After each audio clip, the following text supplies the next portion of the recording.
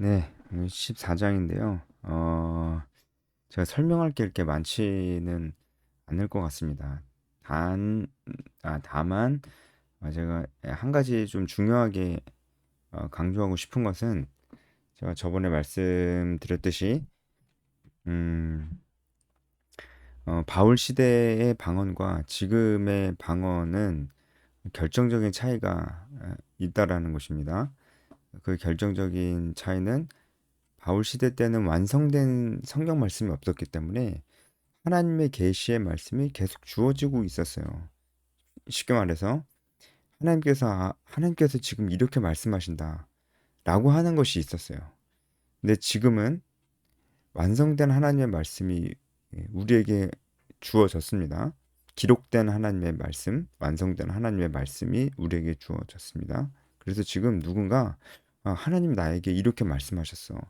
라고 말할 수 없습니다. 아무도 그렇게 말할 수 없습니다. 왜냐면, 하나님 나에게 이렇게 말씀하셨어. 라는 것이 진실이라면, 하나님이 지금 그 사람을 통해서 계시를 하시는 것이기 때문에 그래요. 그렇게 되면 우리에게 주어진 이 성경은 완성된 게 아니죠.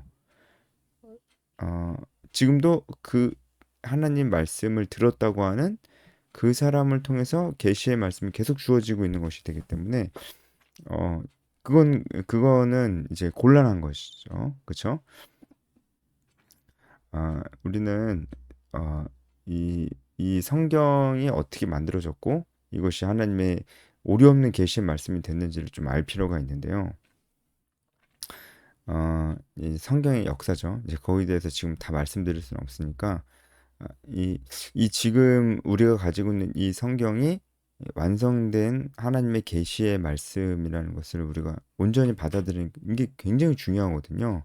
그런데 누군가 지금 하나님의 계시의 말씀을 지금도 듣고 있다고 얘기하면은 어, 이 굉장히 곤란해지는 게 지금의 우리가 가지고 있는 이 성경이 그 권위가 굉장히 떨어지는 거예요. 그렇죠? 누군가를 통해서 지금도 말씀하시면 그 사람 얘기 들으면 되잖아요. 그죠? 아, 단순히 그냥 무조건 성경의 권위를 살리려고 하는 것이 아니고 이게 성경의 역사 가운데 이게 하나님의 말씀으로 온전한 오류 없는 하나님 말씀으로 우리에게 주어졌다라고 우리의 신앙을 고백을 그렇게 하게 됐었던 이유가 있다라고요.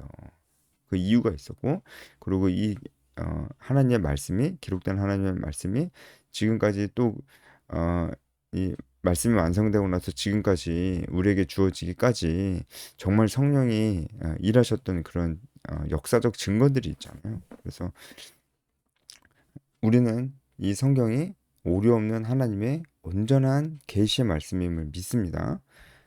이 신앙이 정말 중요하거든요. 이 신앙 위에서 우리는 지금은 계시의 말씀이 그쳤다라고 얘기하는 거예요. 이게 바울 시대와 지금 우리가 살고 있는 시대의 가장 큰 차이점이죠. 그래서 이제 그런 부분은 우리가 감안하고 봐야 됩니다. 이제 단순히 지금 방언의 문제만 바울의 시대와 지금 우리 시대의 차이점을 염두에 두고 봐야 된다가 아니고요.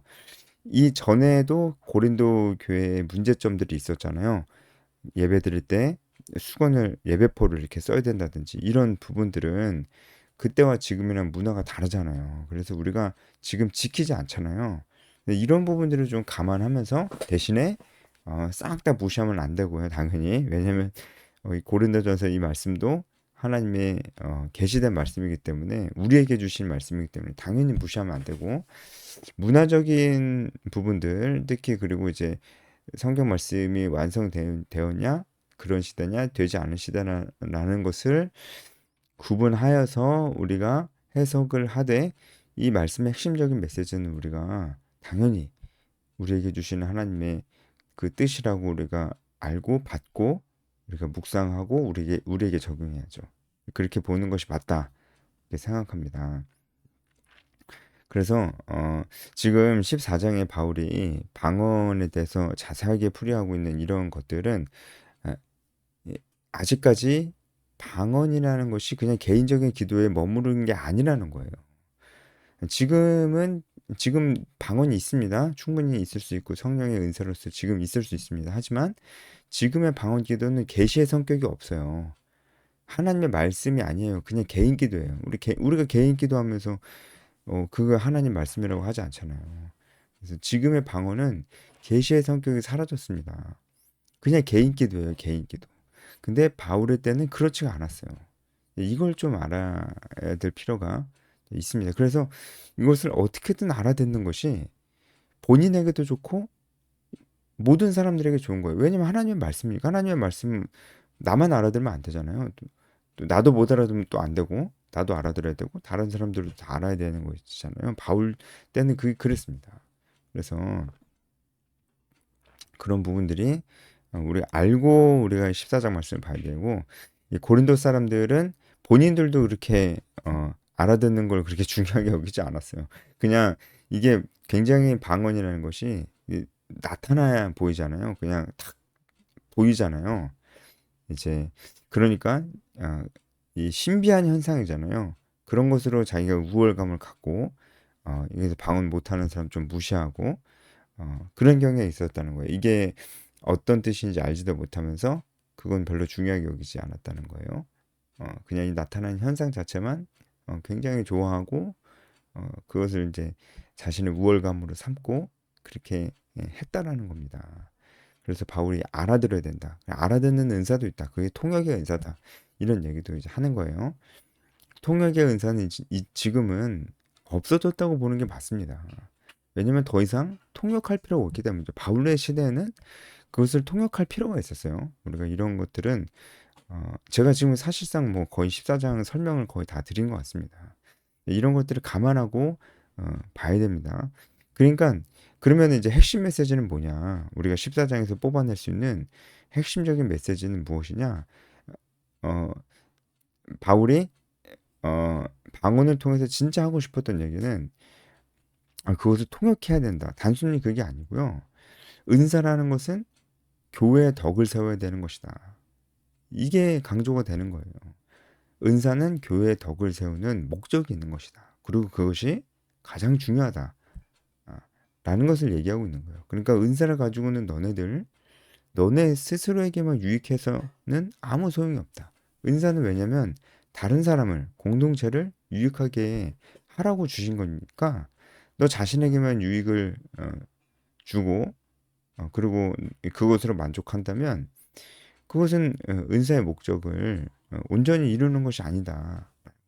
그러니까 교회의 덕을 세우고 다른 사람에게 유익해야 되고 그래서 공동체가 더 하나가 돼야 되고 이것이 바로 은사의 기능이다 라는 것을 그러니까 지금도 그것은 마찬가지죠. 그렇죠? 지금도 그 메시지는 우리가 받을 수가 있는 메시지인 거죠.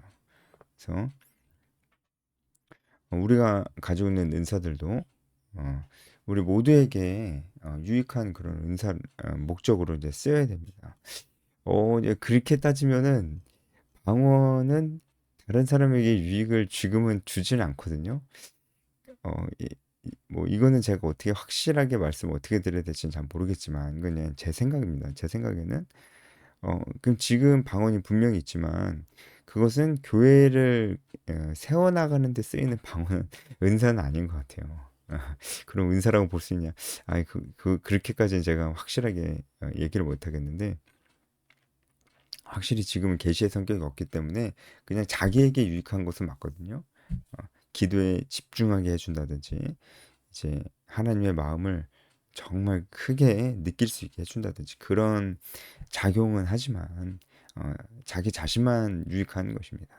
어, 자기 자신 그것도 이제 지금 방언하는 사람들도 그것이 어떤 구체적으로 그 구체적인 그 언어와 마디마디 다 알아들을 수는 없겠지만 전체적으로 내가 지금 방언을 하고 있는데 내가 무슨 기도를 하고 있는지는 알아야 돼요.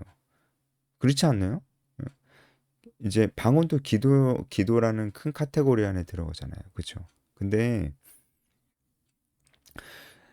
자기가 기도하면서 자기가 무슨 말 하는지 모르는 기도가 기도입니까? 기도는 하나님과 인격적인 교제를 나누는 것인데 무슨 말 하는지 모르는데 어떻게 인격적인 교제가 되겠어요? 그러니까 방언하는 사람들도 대략적으로 자기가 지금 어떤 기도를 하고 있는지를 알아야 되는 것이죠. 왜냐하면 그것이 아니면 내용이 없는 기도가 되기 때문에 내용이 없는 기도는 그냥 기도가 아닙니다. 왜냐면 내용이 없는데 어떻게 인격적 교제를 해요? 감정만으로 어떻게 합니까? 그러니까 내용이 있어야 된다는 측면에서 이제 지금도 방언이 개인에게 유익하려면 그 자기가 하는 방언의 그 내용들이 어느 정도 자기 안에 있어야 된다는 것을 말씀드리는 거예요. 그러니까 이런 부분들이 고린도전서의 내용이랑 지금 우리가 살고 있는 시대랑 좀 다르기 때문에 우리가 좀 가려서 수용해야 되는 그런 부분들이 이제 있고 핵심적인 메시지를 우리가 더 이제 찾아서 그것을 우리에게 적용해야 되는 그런 수고가 좀 있어야 되는 곳입니다. 그래서 지금 바울이 방언보다는 예언을 사모해라 이렇게 얘기하는 것도 이제 그런 뜻이죠. 방언은 어쨌든 통역을 할 수 있으면 좋지만 방언은 항상 통역을 할 수 있는 것도 아니고 여전히 알아들을 수 없다는 한계가 있기 때문에 교회에 덕을 세우는 건 좀 어렵습니다. 그렇기 때문에 예언을 더 사모해라. 그렇게 얘기를 하는 것이죠. 그래서 이제 통역하는 자가 있어야 된다. 통역하는 자가 없으면 예언하는 자만 못하다. 이렇게 얘기하는 거고요. 어, 그래서 그 통역하는 자 없이 이 알아들을 수 없는 말인 방언을 계속하는 것이 얼마나 그게 아무 소용이 없는 일인지를 6절부터 쭉 제 얘기를 하는 거예요. 음. 이제 그거는 뭐 이제 7절에 보면 필이 검은고 생명 없는 것 그냥 소리 에, 내는 생명 없는 것과 같다. 이렇게. 근데 여기서 어, 이 말씀을 13장에서 그 꽹과랴 같다고 이렇게 얘기했잖아요. 사랑 없으면은 어, 뭐죠?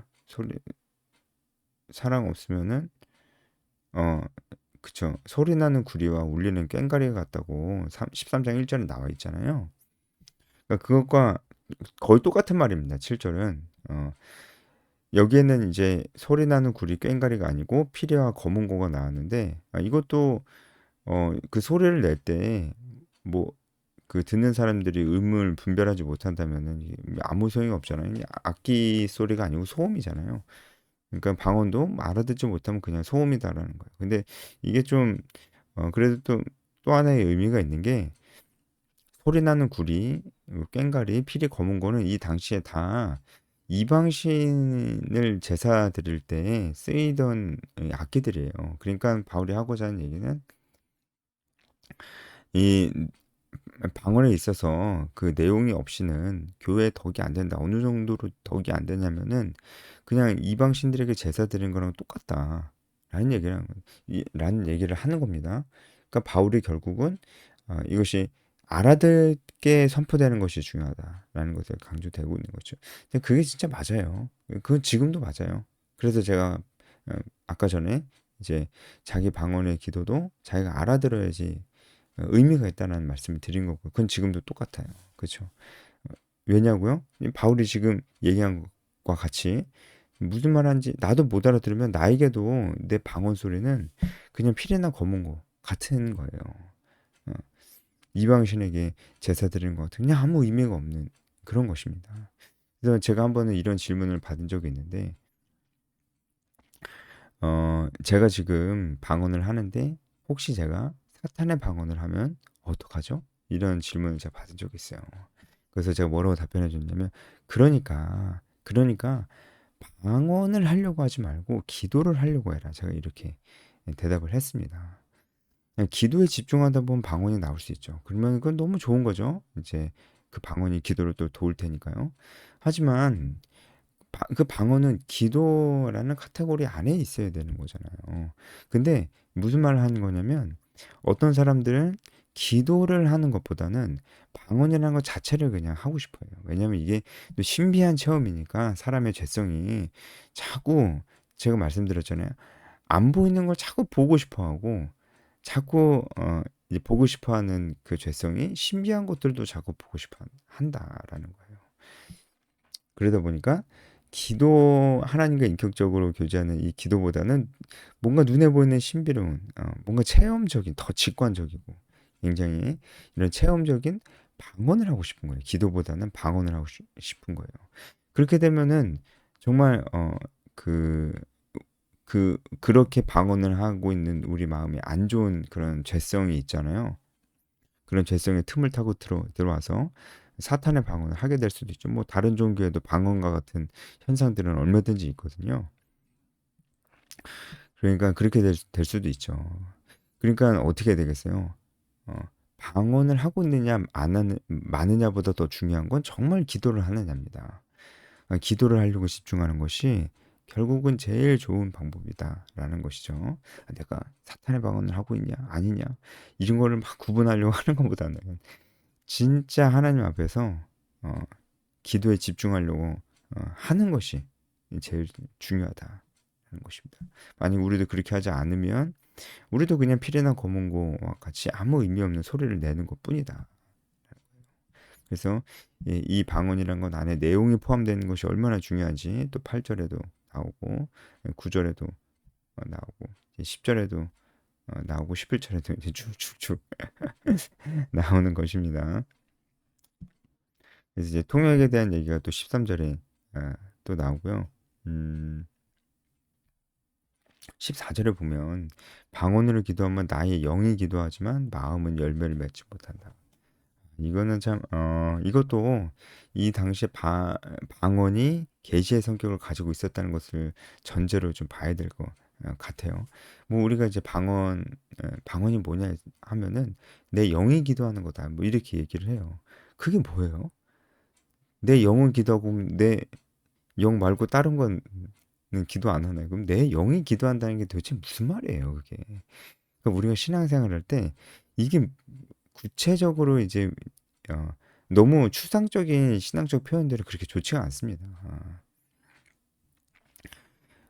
내 영이 기도한다는 게 뭐예요? 그럼 내 안에 다른 건 다 어디 갔나요? 그러면 예? 내 영, 내 육체는 기도 안 해요? 이게 무슨 말이에요, 그게? 예. 그러니까 이 말씀 때문에 이제 그런 표현도 많이 이제 쓰는 것 같은데 그러니까 여기서 이게 바울이 의도하고 전해주고자 하고 있는 예, 메시지가 뭘까요? 영으로는 기도하는데 어, 마음은 열매 맺지 못한다. 이제 이것은 이제 방언으로 이제 기도하는데 그것이 이제 내가 무슨 소리인지 계속 알아들을 수가 없으니까 어, 이것이 이제 방언으로 기도는 하는데 나에게는 아무런 의미가 없다라는 거 하는 것이죠. 아무 의미가 없잖아요. 어? 영으로 기도하면 뭐예요? 내가 내 마음에 열매가 안 맺히는데 그러니까 영어로 기도하고 또 마음으로 기도하고 이게 좋다는 거예요. 그쵸? 뭐 영어로 축복할 때, 어, 그 무슨 말인지 모르면 그게 뭐 거기에 어떻게 아멘 하겠느냐. 16절에 이렇게 나오고. 그래서 사실상 이제 영어로만 기도하는 건 아무 의미가 없다. 그러니까 그냥 방언 자체만 막 알아듣지도 못하고 나도 못 알아듣고 딴 이들도 못 알아듣는 방언 자체만 하는 건 그것이 영어로 기도하는 것이죠. 그거 아무 의미가 없다는 거예요. 그러니까 방언이 무엇입니까 하면 어, 영으로 기도하는 것이 그냥 이렇게 얘기하는 것보다는 저는 기도하는 건데 하나님께서 더 기도에 집중하실 수 있도록 저에게 선물처럼 준 거예요. 저는 뭐 이렇게 얘기하는 것이 어, 더 좀 더 알아들을 수 있는 표현인 것 같아요. 내 영은 기도하고 내 마음은 딴데 놀고 그런 건 없습니다. 이제 그런 건 지금은 더 없어요. 이때는 있을 수 있었죠. 그런 부분들이. 왜냐면은 계시의 말씀이기 때문에 내가 도저히 알아들을 수 없어. 근데 나는 계속 방언 기도해. 그게 뭐 어쨌든 그것도 그 좋지 않은 상황이지만 그런 기도가 뭐 있을 수는 있었어요. 그런 기도가 있을 수는 있었다고요. 근데 지금은 내가 방언을 막 기도해. 근데 이제 뭔 소리인지 몰라. 지금은 그것이 진짜 있을 수도 없어요. 왜냐면 그 계시도 아니고 계시 말씀도 아니고. 그러면 나에게는 유익해야 되는데 나에게 유익하지 않잖아요. 무슨 소리인지 모르는데 어떻게 유익해요. 그러니까 어, 그것은 이제 뭐 기도도 아니고 아무것도 아니고 그냥 현상입니다. 현상. 그렇죠? 그렇게 제가 좀 다른 생각을 갖고 있는 사람도 있나요? 뭐 그럴 수도 있다고 생각합니다.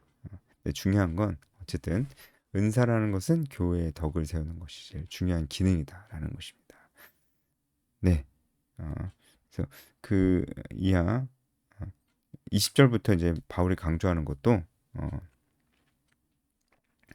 여기서 지혜에 있어서는 장성한 사람이 되라. 이것도 성숙한 사람이 되라는 거죠. 성숙한 사람의 특징이 뭔가요? 다른 사람 돌아보는 겁니다. 미성숙한 사람의 특징은 자기밖에 모르는 거예요. 그래서 결국은 바울이 하고 싶은 얘기가 이거예요. 예, 주위를 돌아보고 서로 사랑하고 그리고 서로 배려하고 그리고 어, 이제 그 은사를 그런 용도로 사용해라 라고 하는 것이지. 사실 공동체와 사람과의 관계가 되게 강조가 돼 있어요. 이제 방언이 뭐냐 막 이거보다는 교회는 공동체고 지체고 서로 사랑하는 것이 근본이고 이것이 굉장히 강조가 돼 있다는 것을 알 수가 있습니다. 여기까지 하겠습니다.